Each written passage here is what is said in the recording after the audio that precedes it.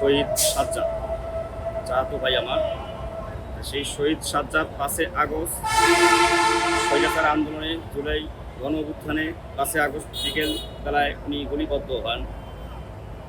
স্বৈরাচার সরকার পালানোর আগে উনি গুলিবদ্ধ হয়ে নিহত হন।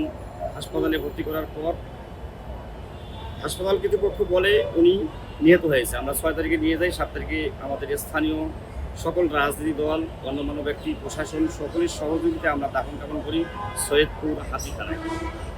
সৈয়দপুর হাতিখানা দাফন করার পর সকল রাজনীতি দল সকলে ওনাকে, চাচা আলমগীর হোসেনকে, বৃদ্ধা মানুষ, তাকে প্রশাসন, জেলা প্রশাসক, ডিসি মহোদয় শুরু করে ইউনো স্যার সহ সবাই আশ্বাস দিয়েছি আপনার পরিবারের পাশে আমরা নীলফামারী সৈয়দপুর সকলেই আছি।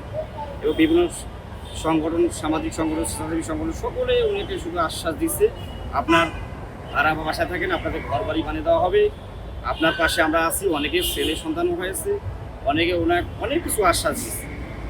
তাই ওনার আশ্বাসের পর উনি একের পর এক উনি কোনো সাহায্য সহযোগিতা বা শহীদ পরিবার যে সম্মানটা সেটুকু আমাদের সৈয়দপুরের মানুষ বলে যাচ্ছে।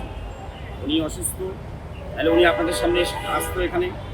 তাই উনি এখন শহীদদের বাবা শহীদ সাজ্জাদ জুলাই আগস্ট গণ অভ্যুত্থানে যে জীবন দিল, এদেশে স্বৈরাচার মুক্ত একটা সমাজ, বৈষম্য ঠাঁই নেই। যে আমরা কি পেলাম, আবার বৈষম্যের দিকে দেশ এগিয়ে যাচ্ছে।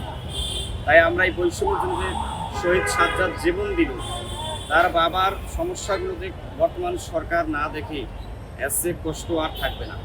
তাই ওনার বাবার পক্ষ থেকে আমার চাচা সকল দায়ভার আমি নিচ্ছি। চাচা, আপনি ইনশাল্লাহ সফল হবেন। বর্তমান শহীদ পরিবার অবশ্যই মর্যাদা পাবে। বর্তমান সরকার শহীদ পরিবারের জন্য কাজ করবে ইনশাআল্লাহ। এবং বর্তমান গণপ্রজাতন্ত্রী বাংলাদেশ সরকারের মাননীয় তারেক রহমান সাহেবের কাছে, মাননীয় প্রধানমন্ত্রী তারেক রহমান সাহেবের অনুরোধ, আপনি নীলফামারী সৈয়দপুরে একমাত্র সাজ্জাদ যে শহীদ হল 5 আগস্টে স্বৈরাচার শাসকের পুলিশের বুলেটে, সেই সাজ্জাদের পরিবারের দিকে আপনি একটু তাকাবেন।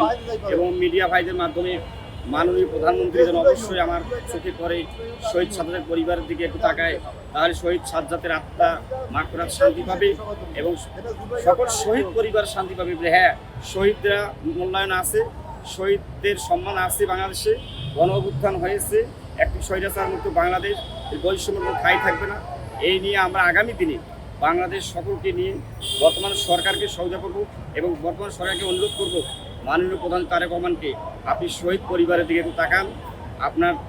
আপনার ডাইন বায়ে যারা বুঝাচ্ছে সেদিকে কান না দিয়ে সৈয়দপুর উপজেলা, নীলফামারী জেলার মধ্যে শহীদ সাজ্জাদের বাবার দিকে একটু তাকাবেন এবং শহীদ সাজ্জাদের আত্মার মাগফিরাত কামনা করি আমি।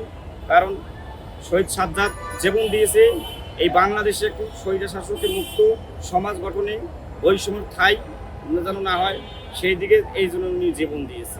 তাই আমি মিডিয়া ভাইদের মাধ্যমে বর্তমান সরকারকে অনুরোধ করব, শহীদ সাজ্জাদের বাবা আলমগীর হোসেনের অবস্থা খুবই খারাপ। তিনি একটা বাসা ভাড়া নিয়ে থাকেন। অনেকে আশ্বাস দিয়েছেন, সে আশ্বাস কেউ বাস্তবায়ন করে নাই। তাই উনি অনুরোধ করছেন আপনার প্রতি, মাননীয় প্রধানমন্ত্রী, আপনি একটু সজাগ হবেন এবং ওনার প্রতি আপনি একটু দরদ করবেন, এটাই আমরা আশাবাদী।